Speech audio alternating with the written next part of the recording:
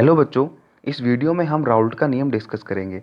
बच्चों, राउल्ट का नियम 12th exam point of view से बहुत इंपॉर्टेंट टॉपिक है। आप राउल्ट के नियम को कंसेप्ट के साथ समझने की कोशिश करें, क्योंकि यह आपको वाष्प दाब के प्रश्न हल करने में काफ़ी मदद करने वाला है।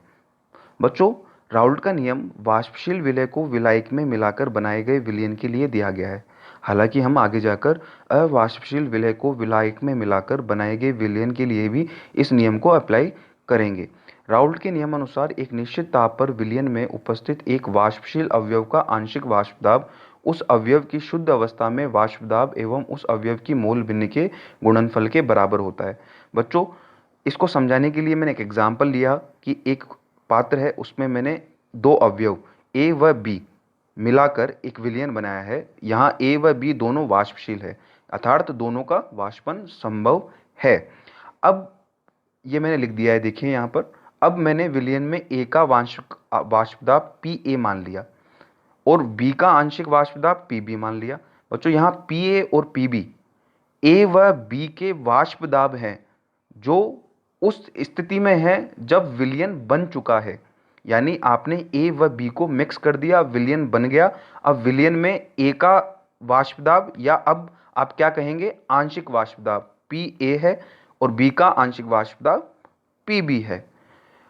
यदि ए का शुद्ध अवस्था में वाष्प दाब पी ए नोट है, बी का शुद्ध अवस्था में आंशिक वाष्प दाब पी बी नोट है, ये पी ए नोट व पी बी नोट उस स्थिति के वाष्प दाब है जब ए व बी पृथक रूप से शुद्ध अवस्था में या विलयन बनने से पूर्व की स्थिति में उपस्थित हैं। तो ये दो तरह के दाब आपको दे दिए हैं, आप ध्यान रखिएगा इनको, इन सिंबल्स को।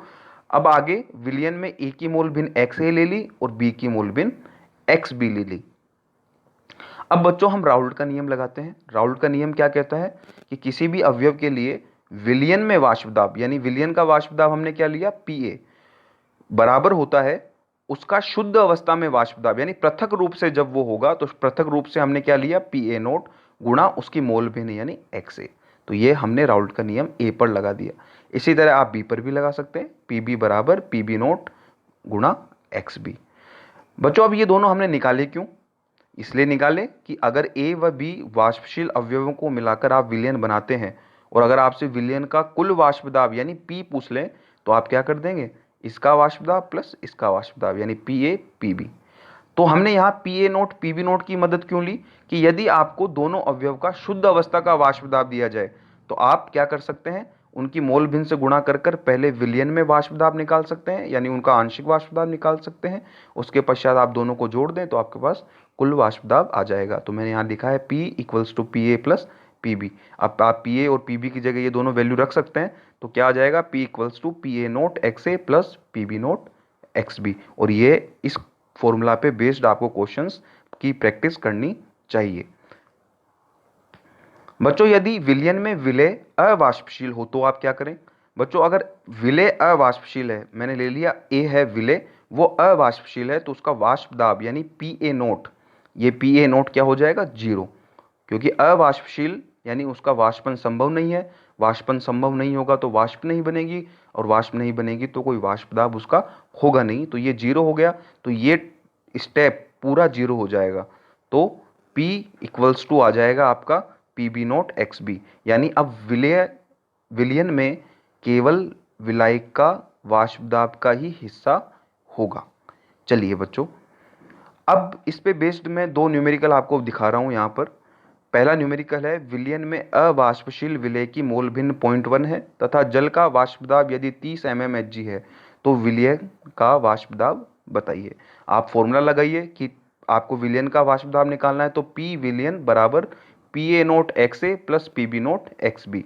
अब देखिए, आपको जो विलय दिया गया है वो अवाष्पशील है, यानी उसका तो कोई वाष्प दाब होगा नहीं, तो ये वाला टर्म पूरा जीरो हो जाएगा। देखिए मैंने जीरो कर दिया यहाँ पे।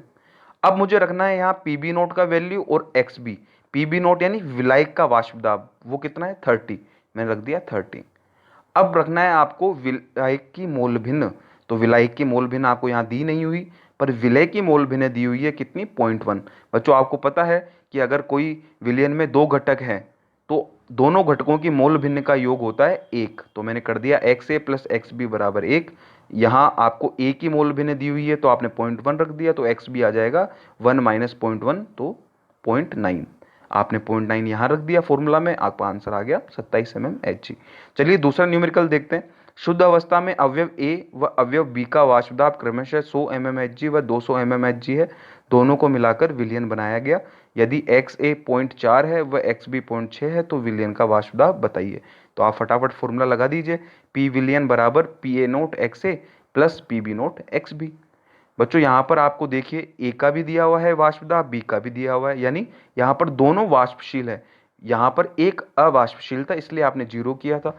अब दोनों की वैल्यू आपको दी हुई है, तो 100 गुणा 0.4 प्लस 200 गुणा 0.6, आप इनको गुणा कर लीजिए, तो आप हल करेंगे तो 160 आपका आंसर इसमें आ जाएगा। बच्चों थैंक यू। मुझे उम्मीद है कि आपको राउल्ट का नियम अच्छे से समझ में आया होगा, और मेरी आशा है कि आप इस पे बेस्ड न्यूमेरिकल्स करेंगे और राउल्ट के नियम के कंसेप्ट्स को एकदम मजबूत कर लेंगे।